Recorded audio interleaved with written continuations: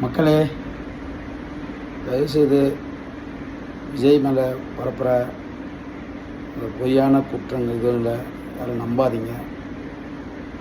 விஜய் எல்லாத்தையும் விட்டுட்டு வந்திருக்காரு. அவருடைய வருமானத்தை, அவர் தொழிலை, அவருடைய சந்தோஷங்களை, அவர் என்டர்டெயின்மெண்ட்டை எல்லாம் விட்டுட்டு மக்களுக்காக வந்திருக்காரு.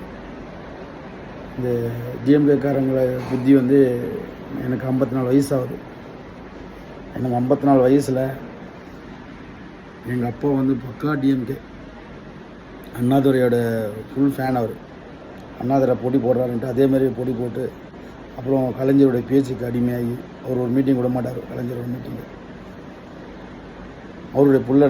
எனக்கு புத்தி தெரிஞ்சிருக்கேன். நான் இது வரைக்கும் உதயசூரியன் தான் போட்டிருக்கேன். இப்போ நான் டிவிக்கு பக்கம் வந்திருக்கிறேன். அது ஒரே காரணம் என்னென்னா, நமக்கு மாற்று அரசியல் வேணும். இந்த இவனுங்களால் நம்பி இருந்தால் தமிழ்நாடு முன்னுக்கு வராது. நம்ம பக்கத்து மாநிலம் ஆந்திரா, சந்திரபாபு நாயுடு இன்னும் சூப்பராக டெவலப் பண்ணியிருக்காரு தெரியுங்களா?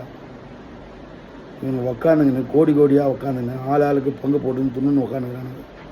இது வரைக்கும் நம்ம இந்த சோஷியல் மீடியான்றது எங்கள் காலத்தில் கிடையாது.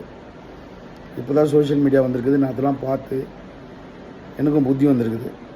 இனிமேட்டு வாழ்க்கையில் உதயசூரனுக்கு போடவே கூடாது. நான் இப்போ சொல்கிறேன், சீமானுக்கும் போட மாட்டேன், நான் உதயசூரனுக்கும் போட மாட்டேன் என் ஓட்டை. ஏன்னா அந்தளவுக்கு கேவலமாக நடந்துக்கிறாங்க. ஒரு அரசியல் வராரு, நல்ல அரசியல்வாதினா. இப்போ காமராஜ் என்ன பண்ணார்? காமராஜ் இதுமாதிரி பண்ணியிருந்தாங்கன்னா இவங்களாம் வந்திருக்க முடியுமா? திமுகலாம் வந்திருக்குமா?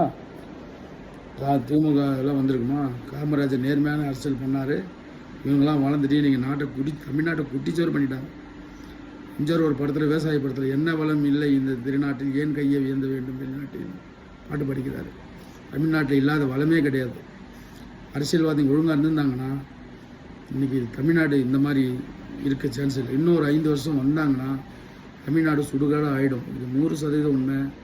இதில் மாற்று கருத்தே கிடையாது என்று. ஏன்னா கர்நாடகாவிலேருந்து எவ்வளோ தண்ணி திறந்து விடுறாங்க, எவ்வளோ தண்ணியை கடலில் கலக்கு தெரியுமா? இன்றைக்கி அரசியல்வாதிங்க ஒரு நாள் அதை பற்றி யோசிச்சுப்பாங்களா? இவ்வளோ தண்ணி கடலில் கலக்குது, இதுக்கு கடல் கலக்காத அளவுக்கு என்ன பண்ணணுன்றது ஏதாவது ஒரு நாள் யோசிச்சுப்பாங்களா? யோசிச்சுப்பாங்க. தண்ணி இல்லைன்னா கர்நாடகாவில் போய் சண்டை போட்டு உட்காந்துருப்பாங்க. தண்ணி வர்ற தண்ணியை சேமித்து வைக்கிறதுக்கு புத்தி கிடையாது. இதுதான் தமிழ்நாடு. இது ஒன்று உதாரணம் சொல்லிக்கிறேன். இதுமாதிரி 1000 இருக்குது தமிழ்நாட்டில். இல்லாத இன்றைக்கி உலகத்தில் அளவில் கிடையாது தமிழ்நாட்டில் இருக்கிற கோயிலுங்க. அதெல்லாம் இன்றைக்கி ஒரு திருப்பதி ஆந்திராவில் இன்னும் அழகாக டெவலப் பண்ணி வச்சுருக்கானுங்க.